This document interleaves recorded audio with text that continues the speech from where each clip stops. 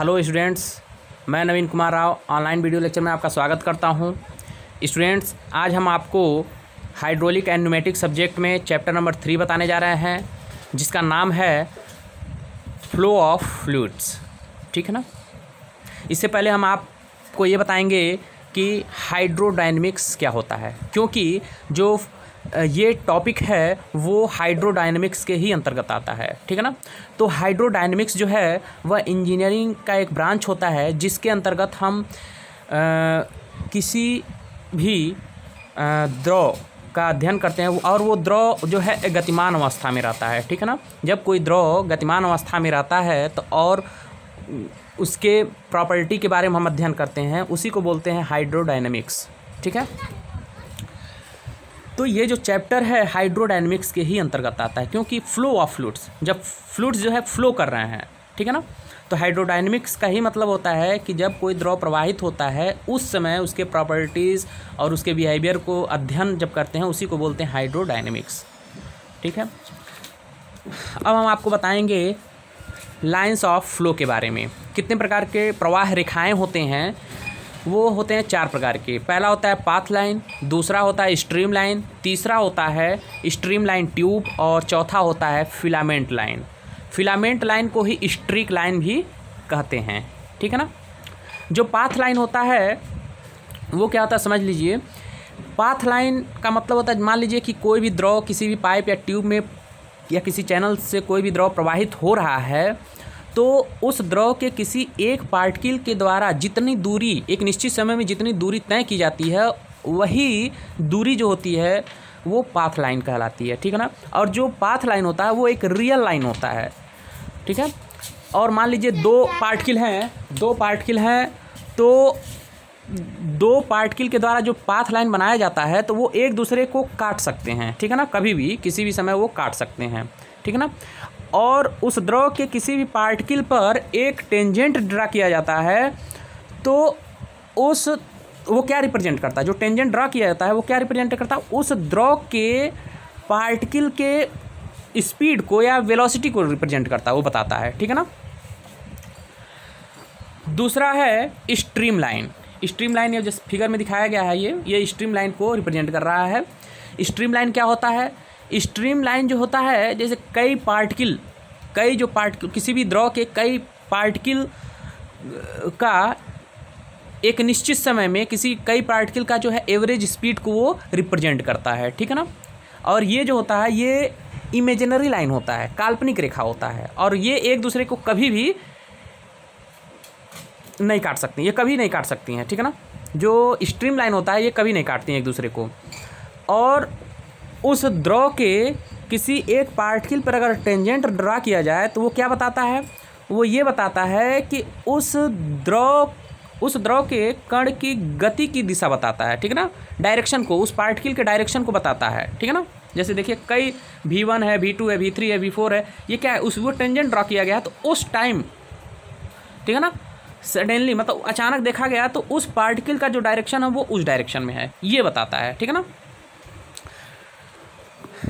तीसरा है stream line tube. ठीक है ना। इससे पहले हम पढ़े थे स्ट्रीम लाइन, वहाँ पर तो एक सिंगल स्ट्रीम लाइन के बारे में हम बताए थे आपको। ठीक है ना। यहाँ पर क्या होता है कि कई सारे स्ट्रीम लाइन को हम अचानक, जब हम एक नज़र से जब अचानक देखते हैं कई सारे स्ट्रीम लाइन को, तो वो एक ट्यूबुलर फॉर्म में हमको दिखते हैं। उन्हीं को बोलते हैं, देखिए यहाँ पर सेक्शन ए है, सेक्शन बी है, ये सारे के सारे जो है क्या है, स्ट्रीम लाइन है। उन सबको एक ट्यूबुलर फॉर्म के रूप में नज़र आते हैं। ठीक है ना। इसका मतलब ये है, स्ट्रीम लाइन ट्यूब में जितनी मात्रा में अगर यहाँ पर जो भी लिक्विड इंटर किया है, उतने ही अमाउंट में वो एग्जिट भी होगा बी से। ठीक है ना। और द्रव का कोई भी पार्टिकल इस स्ट्रीम लाइन ट्यूब का जो वॉल है, जो आखिरी जो किनारा देख रहे हैं, उसको कभी पार नहीं कर सकता है, क्योंकि जो स्ट्रीम लाइन जो होती हैं उसके परपेंडिकुलर किसी भी पार्टिकल का जो वेलोसिटी होता है, स्पीड होता है, वो शून्य होता है। ठीक है ना। उसके लंबवत उनका जो गति होता है वो शून्य होता है। इसलिए उसके स्ट्रीमलाइन ट्यूब के जो दीवार को है वो कभी पार नहीं कर सकते हैं या उससे बाहर नहीं बह सकते हैं। ठीक है ना। चौथा लाइन ऑफ फ्लो है फिलामेंट लाइन या स्ट्रीक लाइन। ये क्या होता है? देखिए, आप देखे होंगे कि अगर कहीं भी किसी भी ट्यूब में या पाइप में या चैनल में अगर कोई लिक्विड प्रवाहित हो रहा है, फ्लो कर रहा है, तो एक पार्टिकल जो है, सिंदूर का एक पार्टिकल रख दीजिए, ठीक है ना। देखते होंगे कि वह एक लाइन के रूप में बना लेता है। देखिए इस फिगर में एक पॉइंट में के रूप में कोई भी एक कलर रखा गया है, उसी पॉइंट से होते हुए सारे वो कलर बहते हुए ये जो लाइन दिख रहा है, ठीक है ना, एरो वाला जिसमें दिखाया गया है, वो क्या है? वही है फिलामेंट लाइन, ठीक है ना। जब सिंदूर यहाँ रखा जाएगा तो उस सिंदूर से होते हुए कई पार्टिकल गुजरेंगे और वो कलरफुल लाइन हो जाएगा, ठीक है ना। वही होता है फिलामेंट लाइन या स्ट्रीक लाइन। अगर इसको डिफाइन किया जाए तो ऐसे कह सकते हैं कि एक निश्चित समय में एक ही बिंदु से गुजरने वाले सभी जो पार्टिकल हैं वह एक लाइन को रिप्रेजेंट करते हैं, उसी को बोलते हैं स्ट्रीक लाइन या फिलामेंट लाइन, ठीक है ना। अब हम आपको बताएंगे फ्लो ऑफ लिक्विड फ्लो के वर्गीकरण के बारे में। कितने प्रकार के लिक्विड फ्लो होते हैं, ठीक है ना, टाइप ऑफ लिक्विड फ्लो। तो इसमें 5 प्रकार के लिक्विड फ्लो के बारे में बताए गए हैं। पहला है steady and unsteady flow. Steady flow क्या होता है? स्टेडी इसका हिंदी होता है अपरिवर्ती प्रवाह। अपरिवर्ती प्रवाह मतलब जो परिवर्तन ना हो। किसमें परिवर्तन ना हो? किसी भी द्रव के, किसी भी लिक्विड के प्रॉपर्टी में किसी भी प्रकार का चेंजिंग ना हो समय के साथ साथ। जैसे मान लीजिए कोई भी द्रव प्रवाहित हो रहा है किसी ट्यूब में या किसी चैनल में, तो समय के साथ साथ उसका वेलोसिटी भी नहीं चेंज हो रहा है, उसका प्रेशर नहीं चेंज हो रहा है, उसका डेंसिटी नहीं चेंज हो रहा है। इसका मतलब क्या है? ये अपरिवर्ती प्रवाह है, ठीक है ना, स्टेडी फ्लो है। अनस्टेडी फ्लो का मतलब कि समय के साथ साथ उस लिक्विड का जो प्रॉपर्टी है वो चेंज होते जा रहा है, ठीक है ना, उसी को बोलते हैं परिवर्ती प्रवाह है, ठीक है ना, अनस्टेडी फ्लो। दूसरा है uniform and non uniform flow. Uniform flow, uniform का मतलब क्या होता है? समान। अगर कोई भी पाइप में कोई द्रव प्रवाहित हो रहा है तो उसके किसी भी सेक्शन, उस पाइप के किसी भी सेक्शन पर देखा जाए तो उस द्रव का, उस लिक्विड का जो वेलोसिटी होता है, स्पीड होता है, वो समान होता है, वेरी नहीं करता है, उसी को बोलते हैं यूनिफॉर्म फ्लो, ठीक है ना। यूनिफॉर्म फ्लो जैसे यहाँ पर देखिए, इसमें जो है पाइप का क्रॉस सेक्शन जो है वो समान होता है, ठीक है ना। जब क्रॉस सेक्शन समान होगा तो इसका वेलोसिटी भी हर एक सेक्शन पे समान होगा, ठीक है। दूसरा है non uniform flow. Non uniform flow का मतलब कि किसी भी पाइप या ट्यूब से कोई भी द्रव प्रवाहित हो रहा है, उसके कई सेक्शन पर देखा जा रहा है तो उसका वेलोसिटी वेरी कर जा रहा है, वेलोसिटी जो है समान नहीं रह रहा है। जैसे सेक्शन 1, सेक्शन 2, सेक्शन 3 पर देखेंगे तो V1, V2, V3 जो है ये इक्वल नहीं होंगे, ठीक है ना। इसमें जो है V1 = V2 = V3 होंगे, हर एक सेक्शन पर वेलोसिटी समान होगा, लेकिन यहाँ पर जो वेलोसिटी होगा वो वेरी करेगा, समान नहीं होगा, उसी को बोलते हैं नॉन यूनिफॉर्म फ्लो। अब हम आपको बताएंगे लैमिनार और एंड टर्बुलेंट फ्लो के बारे में। लैमिनार फ्लो क्या होता है? ये देखिए डायग्राम में दिखाया गया है लैमिनार फ्लो के बारे में। इसको हिंदी में स्तरीय प्रवाह बोलते हैं। लैमिनार फ्लो का मतलब होता है कि जब कोई भी द्रव बहुत धीमी गति से प्रवाहित हो रहा हो, उस समय हमको लैमिनार फ्लो देखने को मिलेगा, क्योंकि उस समय जितने भी उस द्रव के पार्टिकल होंगे वो एकदम स्ट्रेट लाइन में फ्लो करेंगे, वो एक दूसरे को कट नहीं करते हैं, ठीक है ना।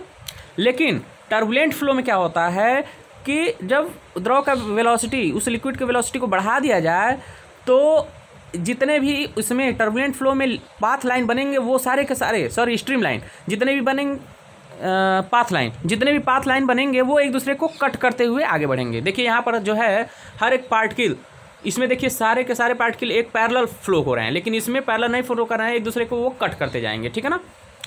इसी को बोलते हैं टर्बुलेंट फ्लो या विक्षुब्ध प्रवाह। नेक्स्ट है rotational and irrotational flow. Rotational flow क्या होता है? अगर कोई भी द्रव किसी भी पाइप या ट्यूब में प्रवाहित हो रहा है तो उस लिक्विड के किसी एक पार्टिकल की बात करें तो किसी एक बिंदु के या किसी एक पॉइंट के रिस्पेक्ट में उसके पास कुछ न कुछ एंगुलर वेलोसिटी होगा। किसके पास? उस द्रव के पार्टिकल के पास। तो उसको बोलते हैं रोटेशनल फ्लो, ठीक है ना। इररोटेशनल फ्लो क्या होता है? अगर उस लिक्विड के पार्टिकल के पास किसी भी पॉइंट के रिस्पेक्ट में एंगुलर वेलोसिटी नहीं है, उसको बोलते हैं इररोटेशनल फ्लो। रोटेशनल फ्लो का मतलब आप देखे होंगे किसी कहीं भी वो भंवर जो बनता है नदी में या तालाब, किसी नदी में बहते हुए पानी में अगर भंवर बन रहा है तो वो क्या है? वही है रोटेशनल फ्लो, ठीक है ना। नेक्स्ट है और last type of liquid flow है, वो है कंप्रेसिबल फ्लो। कंप्रेसिबल फ्लो का मतलब होता है कि अगर कोई द्रव किसी पाइप या किसी ट्यूब में प्रवाहित हो रहा है तो समय के साथ साथ अगर उसका आयतन या उसका डेंसिटी मतलब वॉल्यूम और डेंसिटी अगर चेंज हो रहा है, उसको बोलते हैं कंप्रेसिबल फ्लो। अगर समय के साथ साथ उसके वॉल्यूम में और डेंसिटी में परिवर्तन नहीं हो रहा है, उसको बोलते हैं इनकम्प्रेसिबल फ्लो, ठीक है ना। नेक्स्ट जो टॉपिक है वो है रेनॉल्ड नंबर। रेनॉल्ड नंबर क्या होता है?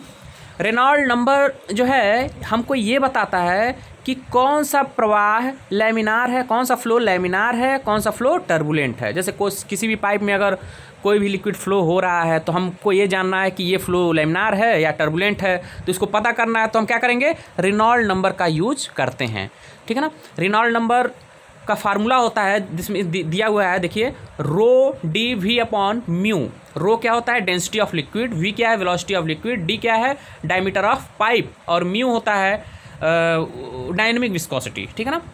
और आर एन जो है वो रेनॉल्ड नंबर को रिप्रेजेंट कर रहा है, ठीक है। तो rho D we upon mu.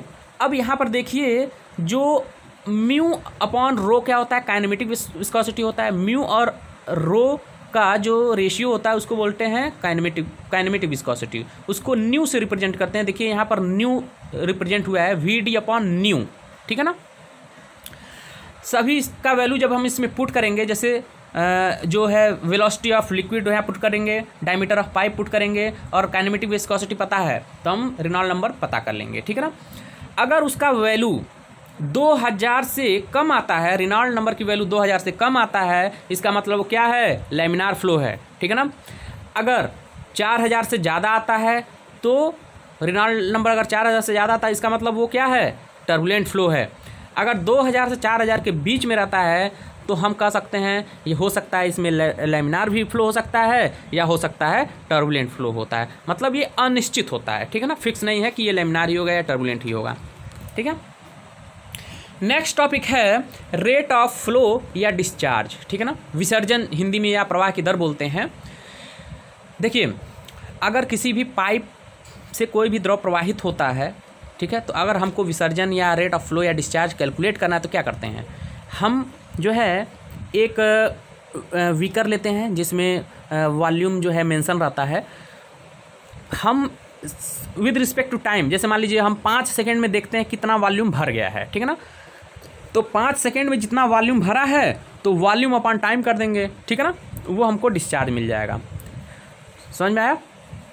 अगर हम इसको डिफाइन करें तो हम ऐसे कह सकते हैं कि कोई भी लिक्विड फ्लो हो रहा है किसी भी पाइप में तो उसके वॉल्यूम और टाइम का जो रेशियो होता है उसी को बोलते हैं डिस्चार्ज। इसका जो मात्रक होता है वो क्या होता है? मीटर क्यूब पर सेकेंड भी कह सकते हैं या लीटर पर सेकेंड भी कह सकते हैं, ठीक है ना। डिस्चार्ज को हम देखिए यहाँ पर नीचे दिखाया गया है, डिस्चार्ज को हम एरिया इंटू वेलोसिटी भी लिख सकते हैं। कैसे लिख सकते हैं? देखिए यहाँ पर वॉल्यूम अपॉन टाइम है, वॉल्यूम को हम लिख सकते हैं area into length, length upon time हो गया वेलोसिटी, और यहाँ एरिया इंटू वेलोसिटी हो गया, ठीक है ना। तो एरिया इंटू वेलोसिटी हम इसको लिख सकते हैं डिस्चार्ज को। नेक्स्ट टॉपिक है एवरेज वेलोसिटी या मीन वेलोसिटी।